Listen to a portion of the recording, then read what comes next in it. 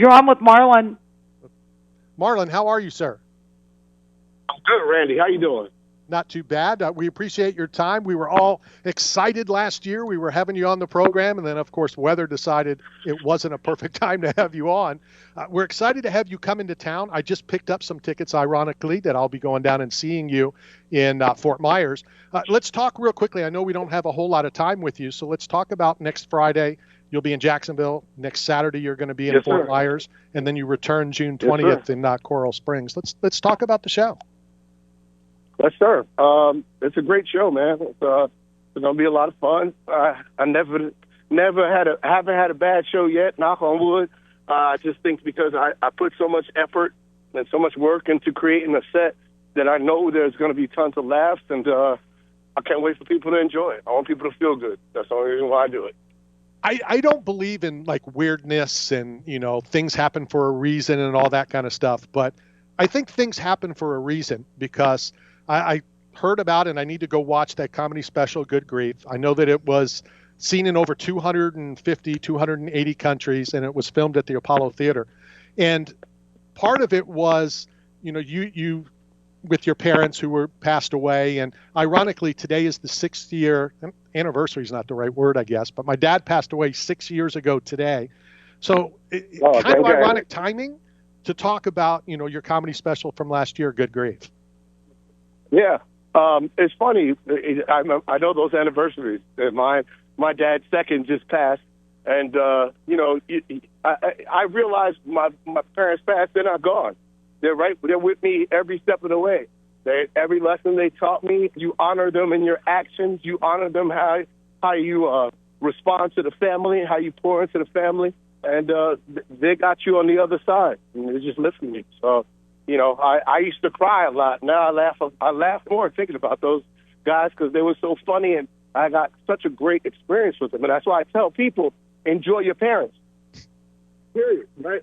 Make them your best friends so that one day when they're gone, you're not dealing with a lot of tragedy and trauma because you didn't do the work. I did the work. So I just miss my parents. So I'm not broken by their departure because I know they're still with me. I totally understand, how you said that and what you said. That, there's a lot of people that say, I wished. Fortunately, my parents lived, where I lived, 2 miles from where my parents lived and where I grew up. We saw them literally every day. And so, no, I totally get how you just said that. Yep, you did the right way. So I tell you, if you got an issue with your daddy, go fix it. You got an issue with your mama, go fix it. Fix it while they're still here. Otherwise, you're going to be broken the rest of your life. So Marlon, it's me, and I just wanted to, man, I saw the Good Grief special on Netflix, I think it was, and it's fabulous, man. So everybody hasn't seen it yet, go check it out for sure. But look, we know you from, TV and stand-up, but for me, like when you did the Do We Have a Problem bit in the Don't Be a Menace to South Central while drinking juice in the hood, man, it was one of the most subtle, iconic comedy skits I've ever seen in my entire career. And every time I hear your name or I see your face, that's the thing I remember, because when you pulled out the rocket, it's iconic, bro. Yeah, that's crazy. To one up somebody. And that was just from I think it was Boys in the Hood. One guy pulled out a gun, the other guy pulled out a gun, and we was like, how do you top that? And we was like, a missile. It said USSR. I was like, what? What was dinner like, in your family, with all your brothers and parents there? And when we could afford it, it was fun. It was the dinnerless nights was even more fun. We always had jokes, man. I love my family. Are you a sports fan? Obviously, this is predominantly a sports network. Are you a fan of a league, a team, an athlete? Who excites you to watch? Who excites me to watch? I used to love sports because I used to love competition. And now I feel like it's just entertainment. So I don't love sports as much as I used to because I don't feel like they're really competing. I feel like everybody's just kind of making money. I actually watch the WNBA more than I watch the NBA because I feel like they're scrappy. They fighting for money. Well, speaking of fighting, are you everybody best friends? You know what I mean? It's like I miss the days when they didn't shake each other's hand. I like when Isaiah Thomas didn't shake Jordan's hand, and they went, "No, that's how you do it." And I understand sportsmanship. He might have took it a little too far, but I understood the sentiment. Can't be mad at the sentiment. I agree with you 100%. I hate that I lost, and I hate that you won. That's what winners do. I hate that you won. I agree. Yeah, we agree. Yeah.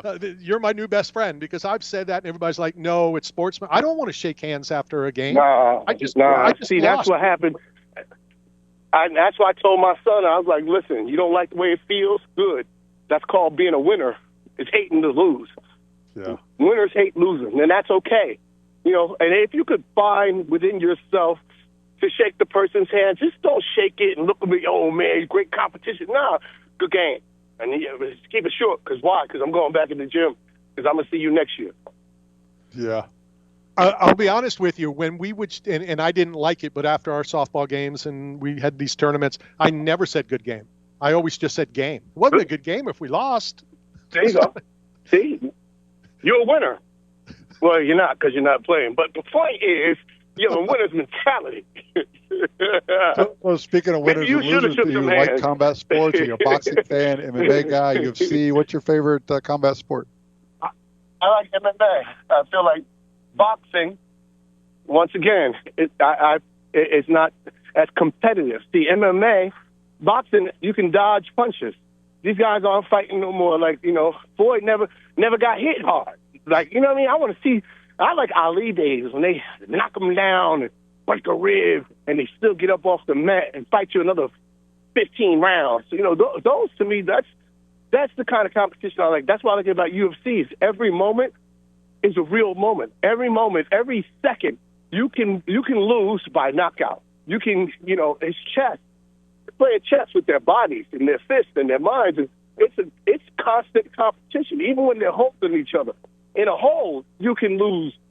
Well, he could break your arm. He could, you know, put you in an arm lock. There is no seconds off, and that's why I like the UFC.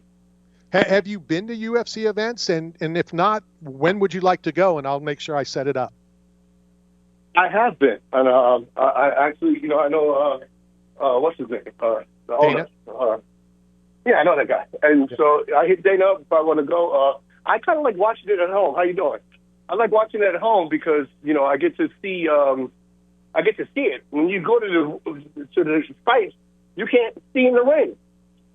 Not like boxing, just like they got a cage, so I actually see it better at home. No, I agree with you. I've covered the UFC since day one. I believe I've covered the UFC longer than anyone in the world that's still alive. There was people with me at UFC 1 but that's still alive. I know we're running out of time with you. Final question for you, and then we'll again talk about, you know, you coming to town next Friday and Saturday. Yes, sir. If you could have dinner with any 4 people, living or passed away, real or fictitious, not family members, who would it be? Obama, Jesus, and Michael Jordan, and Halle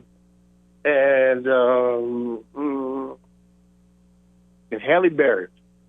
Okay. If you said Oprah, I was like, all that could happen in Chicago. Like you could have it all in one night. Finally, like I said, you're coming to town. You'll be in Jacksonville next Friday. Muhammad Ali. I'm Muhammad Ali. I would love to sit down and talk to him. You know what? We're gonna make your table for 5. Table for 5 in the back, please. What can the fans expect in Jacksonville, in Fort Myers, and in Coral Springs? What can they expect when you're back on stage? Expect to see somebody that just don't give a F, and somebody that just, you know, having a good time on stage. Expect to laugh. I'm gonna make you laugh. Awesome. I can't wait. Thank you for your We're here time. to have a good time. Let's make it a party. And I will see you in Fort Myers. Thank you, brother. Take care. See you guys soon. Good grief, baby. Absolutely. Yeah. Next Saturday. You will see me next Saturday.